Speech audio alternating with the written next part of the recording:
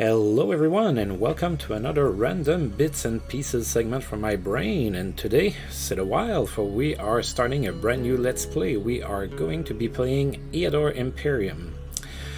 So Eador Imperium is the direct sequel to Eador Masters of the Broken World, and it expands on the previous game. There's more hero classes, there's more unit types, and they have reworked a completely different campaign and everything. So that's pretty much where it's at.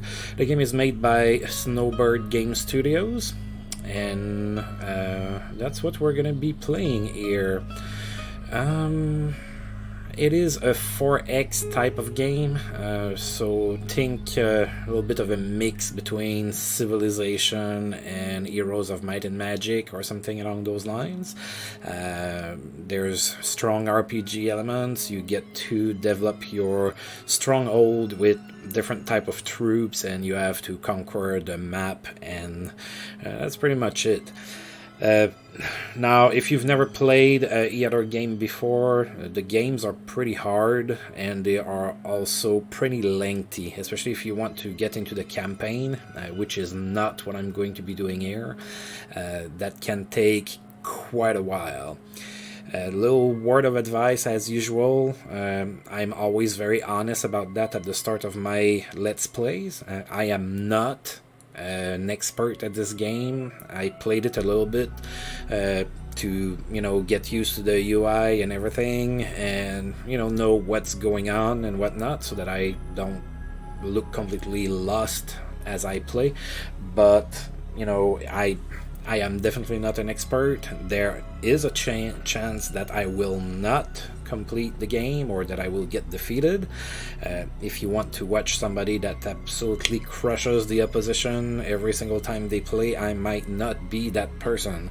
Now, that being said, if you want to follow somebody that's going to be playing this game, doing his best, and kind of just having fun along the way, and being pretty down to earth about it, I'm probably a little bit more the kind of person you want to follow at this point. So like I said, they have reworked the campaign, and I'm not going to be doing that. Eador Imperium also has a nice little mode called Sandbox, where you can kind of create a custom-made campaign for yourself, where you decide how many different lands there's going to be to conquer and everything. And then there's what I'm going to do. I'm going to do a single map. You can also do that, where you randomize absolutely everything about the map. And that's what we're going to do. It's going to still take quite a while, unless I get defeated real quick. One of my very first playthroughs, when I didn't quite understand how to play, I got defeated in like 7 turns or something like that. Hopefully that's not going to be the case here. So we're going to go ahead and go to maps, and we are going to create a random map. Now, that being said, I'm going to go to the settings here, and I'm going to randomize all of that. Okay, I do like to play with random settings and whatnot. So we're going to go ahead and click 5 times. That's usually the number of times I click on random buttons. So 1, 2, 3, 4, 5. And we are going to randomize. If I click random here, it's gonna random everything else, including how many different opponents there's gonna be, and how strong they are and whatnot, and the world size. I will click 5 times, but I am going to, after that, click as often as I need to, so that I don't have more than 3 opponents. My poor computer otherwise might be choking to death. So this game can be a little heavy on the computer, and I have a decent computer, but with the recording software and everything, I'm afraid that if I go with 13 opponents or something like that, it might just be just a pain that I don't need. So we're gonna go ahead and click 5 times, and then after that I'm gonna click until there's maximum 3 opponents. 1, 2, 3, 4, 5. Okay, yeah, see, I'm not gonna do 14 players. That's as fun as it would be and everything. For the spirit of the Let's Play, that's gonna be watchable. I don't think that's a good idea. Yeah, I'm not gonna do 15 either. Okay, so it's gonna be a small world. Do I want just one opponent? I'd like at least 2. So let's click again. Okay, that works. I'm gonna put Fog of War and World of Ice. The shard is covered with ice, its population sparse, and income from its provinces negligible. I am going to change that. Like I said, I am not an expert at the game. So I will choose just the common world. That should be good enough.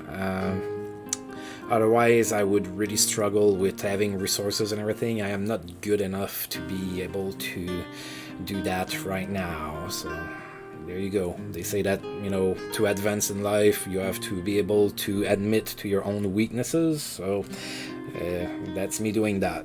Everything else I'm going to leave just as is. So we're going to play against Eador, Vianta, and Dariel.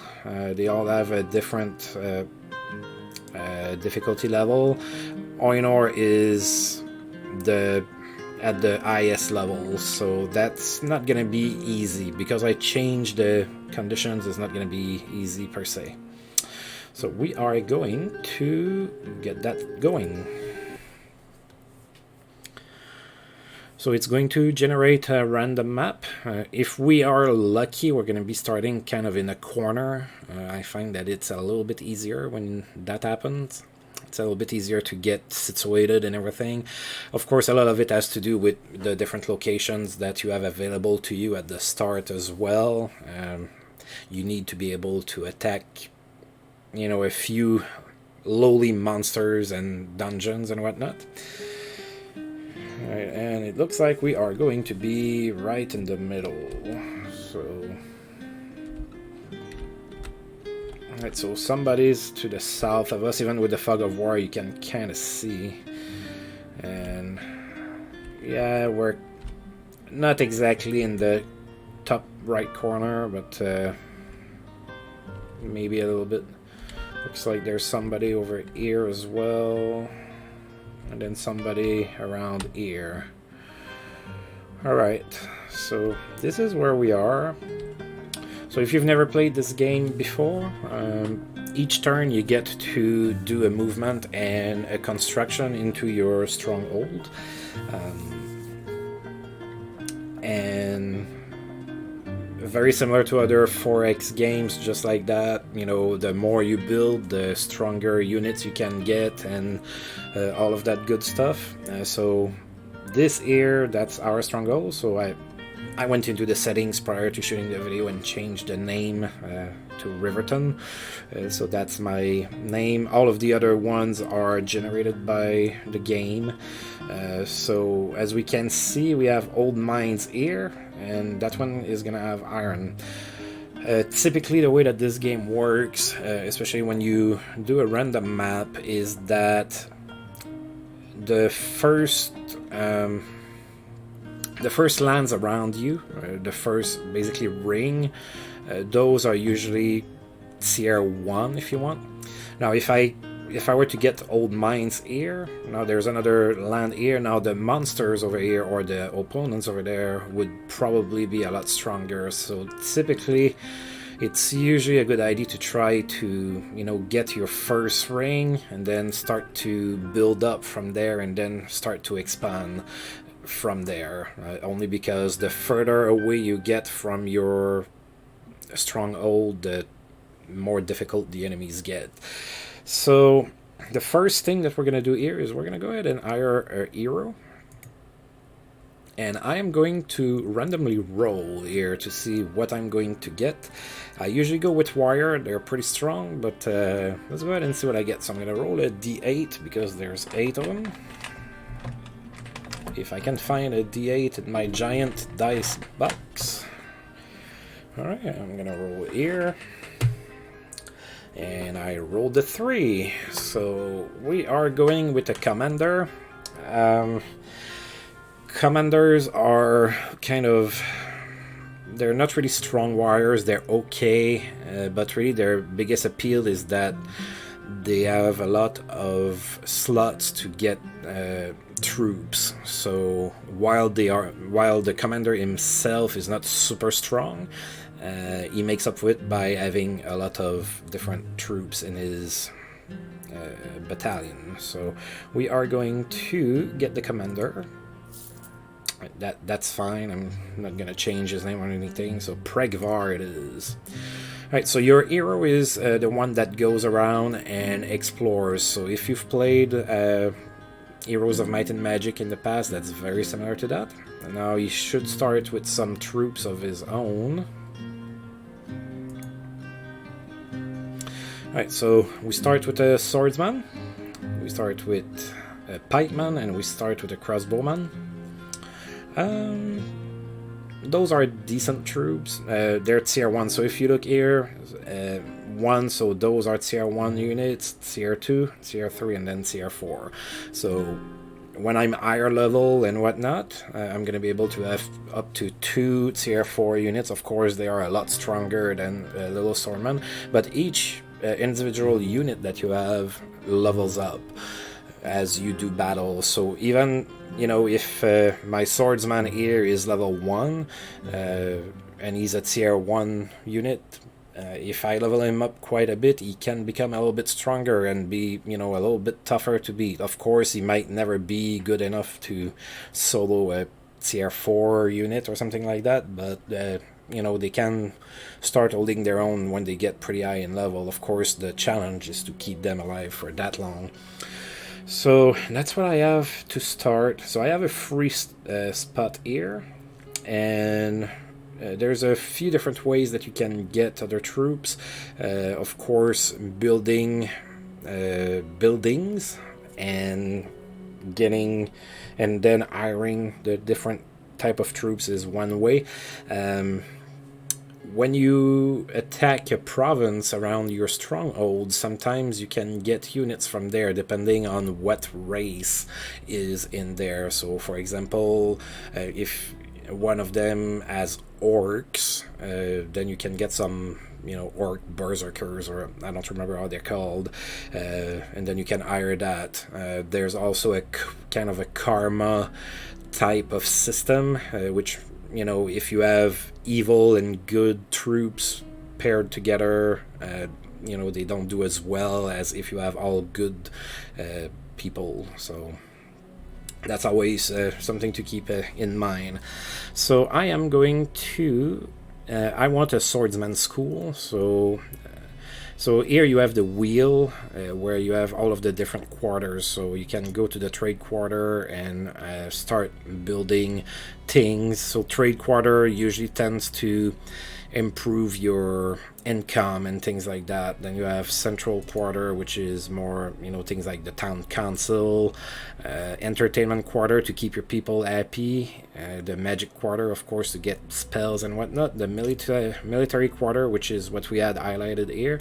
That's all of the different troops that you can get. Keep in mind, those are only the first level troops. So you have level 2, level 3, and level 4. Of course, you know, there's less level 4s than level 1s and whatnot, but still there's quite a good selection of troops that you can get. Temple quarter is more like priest stuff. Craftsman quarter allows you to have buildings built, and then you can purchase equipment and things like that, because your heroes do get equipment, so that's maybe a little bit of the more of the RPG aspect of the game. And then the forest quarter, which has what I call the kind of the random stuff that has to do with, you know, nature and whatnot. So if I go here, Something that I really like about this game is you can. So I want Swordsman School, so you can see the big red X in the background of the square there. So if you highlight that, it's gonna tell you everything that you need to build in order to be able to build that. So I do have the money. I have 150. No, it costs 150, sorry, and I have 900, so we're good there. But I need a forge, so I'm gonna go ahead and build the forge for 65.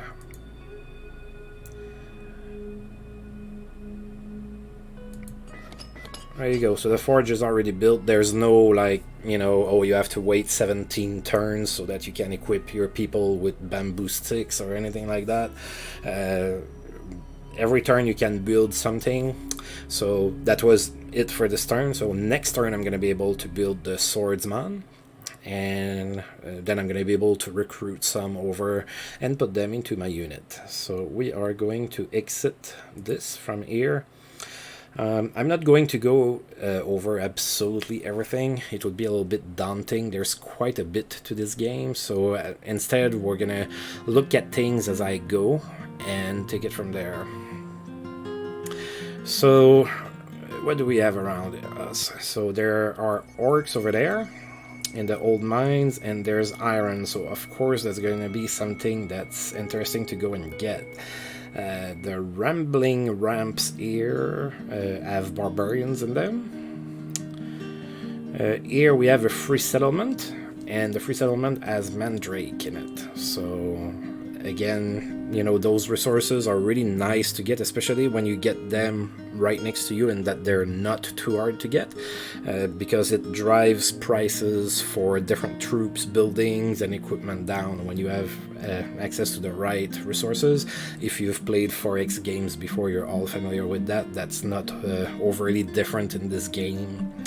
Then we have the short wilds with some lizardman lands or lizardman in there, and then finally goblins. So we have pretty much everything around us. Free settlement is going to be your typical humans. So we have orcs, we have barbarians, we have humans, we have lizardmen, and we have goblins around us. So those are the different provinces that we have around us. Now, on top of that, each province has a bunch of different locations that you have to discover, and that then you can try to go and clear when it's possible for you to do so. So for example, if I mouse over my guy here, I can click on visit location. So I have, that's what that number is there. So I have 5 here, 3 there, 4 there. So I have 5 known locations for my, I'm gonna go ahead and call it my homeland, which is explored at 40%. The more you explore your region, it increases your population, it makes people more happy, and it also increases your income a little bit much at a time. So that's definitely something that you want to do. So let's take a look at what's there. All right. So there's a knowledge store that I can go and get. Of course, you can try to kill the necromancers at the start of the game like that. It's definitely not recommended, but it's a shop. So basically, I can go and purchase spell scrolls there. Then there's an ancient ruins with some adventurers. Sometimes you can hire the adventurers to help defend your country or your castle. So that's definitely something you want to look at. Here I have a knightly order. I don't know what's in the peat bug. And then there's a troll lair with trolls. Obviously at level 1 I am not going to go and attack trolls. Now that being said, we are going to explore. So I said at the start of the video, I said every turn you get to build one thing and do one move. So I could move to one of the provinces and attack them. I am not going to do that just yet. Or you can explore as well. That counts as a turn. So I'm going to explore and see what we find. Once you've selected that, you select end turn. And the computer's planning. Alright, computer's moving. While exploring the province of Riverton, Pregvar finds something unusual. Yet another troll lair, so it looks like they've put me in troll land. That's gonna be difficult, so you can go to examine it. That doesn't mean we're gonna have to attack just yet, but we can go ahead and take a look. So, yeah, your hero sometimes is going to give you kind of an overview there, and he says, I stand no chance at all. Sometimes that overview is going to be right on point, and sometimes it's going to be completely erroneous. It depends on the class of your hero, so scouts tend to be a lot more accurate. The commander is usually okay. Sometimes he's not quite correct. In this case here, I totally believe him. There's 9 trolls. I stand no chance at all. Yeah, I'm going to go ahead and retreat. But as you can see on the bottom right, that made us explore 2% more.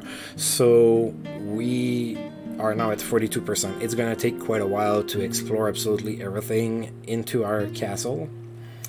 And at the bottom here, you have the 2 main resources, which is gold and gems. Gems is mostly used for magic spells and rituals and things like that. Gold is your typical currency. So as you can see, I have minus 10 there. That means that every turn I lose 10 gold. So I need to develop my stronghold. I need to conquer provinces and all of that good stuff in order for me to be making a little bit more money. So now a turn has passed. I'm going to go ahead and build something, and I am going to build that swordsman school. So that's it. So now, see, now that one here has a little check mark, so that means I already have it. And the forge, I didn't mention it, but the forge allows you to buy some equipment for your guys. So we are going to construct some swordsmen. Alright, that does it for our building this turn. So now that I did that, I can go ahead and hire some swordsmen. So you can see I don't have iron here. That's why there's like a red bar on it. So it costs a little bit more for me to make up for it. And I'm going to put him in there. So I'm down to 613 gold. So to make gold, you have to develop your stronghold and provinces. Also clearing dungeons or provinces usually will give you gold. You can sell gear that you find and things like that to give you a tiny bit of gold. Those are all ways that you can make gold. Alright, so I usually like to stay in place for a little bit. Let's go ahead and see. I'd like to get that to get the mandrake. So we're gonna go ahead and attack the free settlement here, and I'm gonna try to get the mandrake.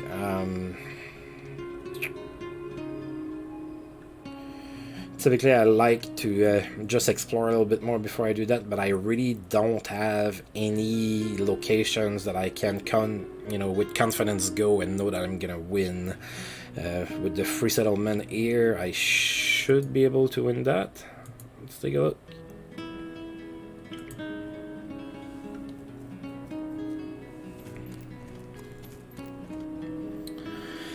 Pregvar. Okay, so he says the enemy is doomed. Pregvar has entered the province of Alicia. A band of local militia is advancing in the direction of the hero. Number of enemies 5. It's going to be a mix of militiamen, slinger, and spearman. So we are going to go and attack. We can go ahead and do auto combat. I may or may not use that during the Let's Play, I don't know. Obviously right now it's the first episode, so I want to go ahead and kind of show, the attack. So very familiar to a lot of other 4X games. Once you attack, you get that kind of view. So now I get to deploy my troops. Sometimes you're able to spot where the enemy is at the start of the fight, so you can kind of put yourself strategically. In this case here, we don't know where they're going to be. Red here is usually a mountain, so you cannot pass in there.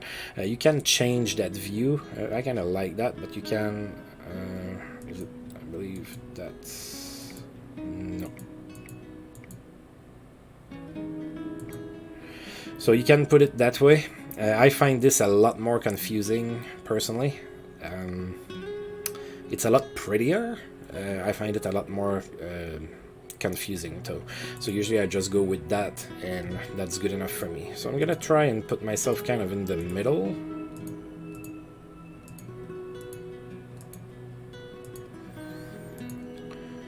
And we'll see what happens here. So I have one pikeman here, I have two swordsmen, I have my commander, which is not a great fighter. He's an okay fighter, he's not a great fighter, and then some crossbowmen there. Alright, let's start the battle. Alright, so they are kind of placed a little strangely. So I move first here. So my commander can move 2 squares or 2 hexagons, 2 X's, depending on the terrain. So I'm gonna go only there, and I'm gonna stop there. If you want to move another troop, you just click on it. Now swordsman can only move 1.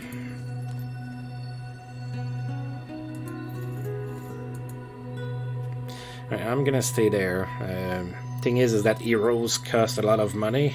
You don't want to lose them in battle unless it's absolutely inevitable.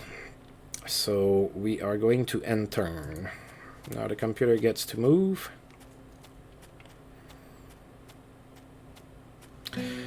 So the AI for the computer is okay. It's not the best, but the game is challenging enough that the challenge of the game itself kind of makes up a little bit for the AI. I mean, the AI is not completely terrible, but it could do a little bit better sometimes. Alright, I'm gonna...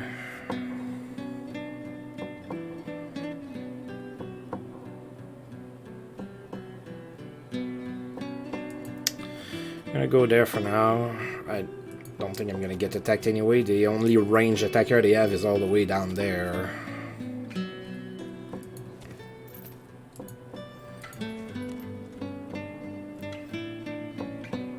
I don't want to be stuck in the swamp.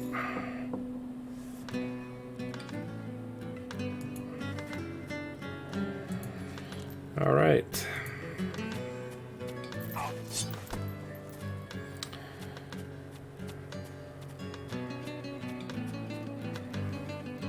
Alright, so they already took a beating here. So I should be able to kill that. Yes, I will. There you go. So I kind of attacked him from behind. So I got what's called a backstab bonus. It's not really a backstab because I have a sword. But that's to indicate that you're attacking from behind, basically. Move this guy there so that he's not in the swamp anymore. Right now I can attack from a distance, so I will deal 2 to 5 points of damage. And keep in mind though, that's hit points. So in some games, sometimes you have like one guy, you know, and then 10 would represent 10 different, you know, spearman or something. But that's really one spearman with 10 hit points. So the unit doesn't get weaker because it has 2 hit points, so you should aim to try to kill it, because even if he has 2 hit points left, he can still attack and hurt somebody. Every time you attack, unless it's like a range attack or something, there's always a counter attack, unless for some reason your unit cannot do it. So that's something to keep in mind as well. That's a stat in the game where you have counter attack. So keep in mind, you know, if you have a unit that has 2 hit points left and you're going to go and attack something, keep in mind that, you know, if you don't kill that thing's going to counter attack and probably kill you. Alright, so I am going to attack this one here. I am going to deal 3 to 6 points of damage. And I dealt 5. That's pretty good. Halfway dead already. I'm gonna start going down here. And I believe I moved everybody. So we are going to end the turn. So he kind of committed suicide there. So he came and attacked my swordman, and my swordman was too strong, so he took a little bit of damage and then just finished him off. So I'm going to move him here and attack from there. Can I? Sometimes it's a little hard to get the... Okay, so sometimes you have to kind of move it around to get the little sword symbol to show up. There you go. And this guy's gonna come here and attack. There you go. I probably should have attacked with my... he wouldn't have died anyway. So I'm gonna deal 2 to 5 points of damage to this guy. 4. So now he has 2 hit points left. I have this pikeman with 12 hit points left. And that guy has 16. There are spells that your hero can cast to help heal, and then whenever you rest in between battles and everything, your troops get a little bit of hit points back that way as well. Alright, and we are done for this turn. Yeah, let's get our hero involved. So I will kill you with my hero. Take that. I'm gonna start moving down, but it's pretty pointless. Alright, one-shotted the slinger. Alright, so we defeated what they had in the free settlement to kind of defend it. So we didn't suffer any kind of losses. Those are all of their losses. So for conquering that, we get 18 gold. That's not a lot. When you attack a province, you don't get a lot of gold. You get a lot more when you're in your province and you explore, like we did, and found that troll lair. So when you clear a dungeon in there, you get a lot more, and you have a better chance of getting, you know, items and everything. So we got 18 gold and nothing else. I mean, we'll take them, but it's, you know, not great.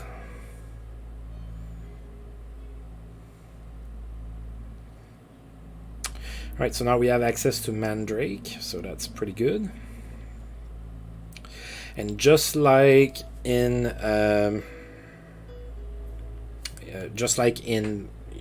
Riverton, if we look, we have access to some locations. They're going to be different. It's a different province, so the locations we have access to right now are going to be different. So what do we have? We have some goblins at the Mandrake Glade, so we probably are going to need to clear that to get the access to the Mandrake. There's some undead at the Desecrated Cemetery, obviously. Some more trolls. I mean, they just threw me in troll, you know, capital or something, and some demons at the abandoned temple. So the undead, more than likely we probably could take that, and also the goblins, but right now I want for my troops to heal a little bit. So we are going to take a look here.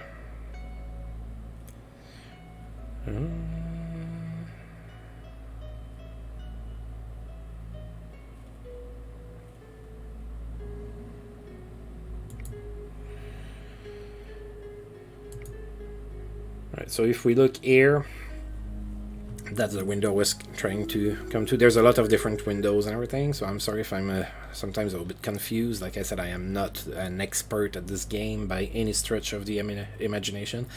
So even though we don't have any construction in here per se, we could get some militiamen and some spearmen if we wanted to. They're cheap because they're not all that great.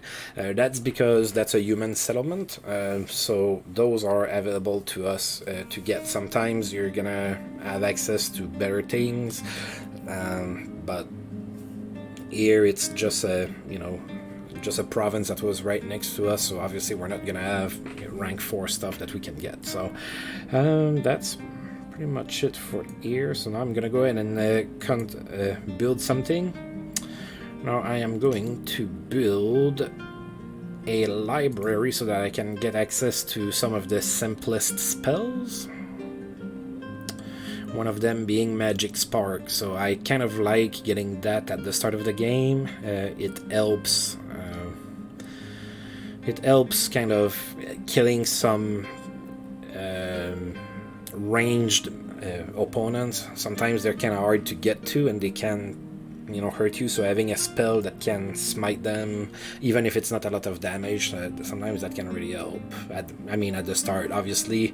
Later on, that spell is going to be pretty useless, but that's a start. So I get the library done, and I am going to move back, and I'm going to go ahead and explore my own province some more.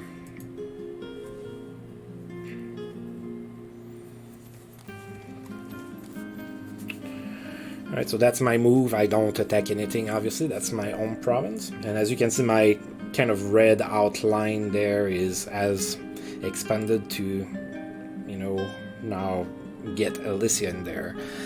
Alright, so again, we are going to construct something. Probably I'm going to go ahead and build a tavern. So that's going to make my income go up, as you can see, +1 here, but it also allows me to recruit some mercenaries in the castle's garrison. So now there's going to be kind of random mercenaries that are going to be over there. And sometimes it's pretty useful to have. It gives you access to either troops that you don't really have, or it allows you to kind of have a better diversity of troops if you want. So it's a pretty good investment to get a tavern whenever you can. So I'm gonna go ahead and construct that. Again, that's my turn for that's my construction for this turn. Alright, so I'm down to 515 gold, and I'm losing 17 a turn. Now I want to go ahead and get some spells.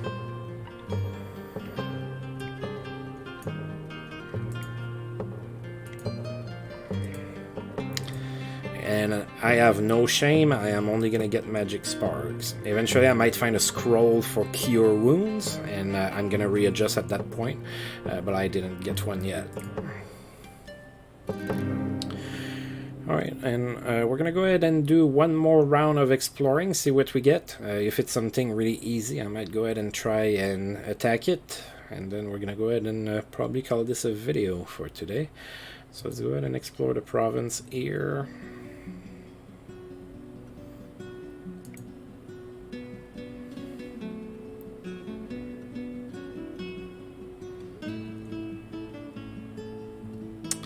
While exploring the province of Riverton, Pregvar has found a hidden cover of magic gems. Your stock of gems has increased by 30. Wow, that's cool.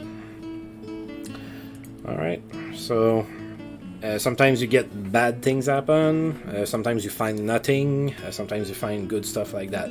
So as you can see, it only increased the explored land by 1%, so it's going to take quite a while to actually map the entirety of Riverton. That's gonna take a while, but like I said, it's worth it. Not only when you clear dungeons, not only do you get riches and things that you can use, but it also expands the land where people can go and live, and it increases your population and reduces the unrest. So that's a good thing. I have had, in a previous playthrough, I have had a province that was doing really poorly in terms of unrest, and there was a kind of a rebellion in there. Thankfully I had some adventurers to take care of that. So yeah, let's go ahead and I just want to see. Let's go here to hire troops. So alright, so I can hire a swordsman, as we know, because I built the building for that, and now I could get a thief. I'm not going to get a thief. First of all, I don't have any room for him, but you can tell it's a mercenary because it has that symbol there on the top right corner. So a thief is an interesting unit, but I have good units, so I'm gonna stick to that for now. Alrighty, so like I said, I think I'm going to go ahead and call this a video for now. I know I didn't do a whole lot. That's was a little bit more of a introduction more than anything, but still, hopefully you've you've appreciated the video. There are more coming eventually. So, well, as usual, thank you for tuning in. And if you've liked the video, feel free to like and subscribe. That's always appreciated. And until I roll this game again, see you guys next time. Thank you.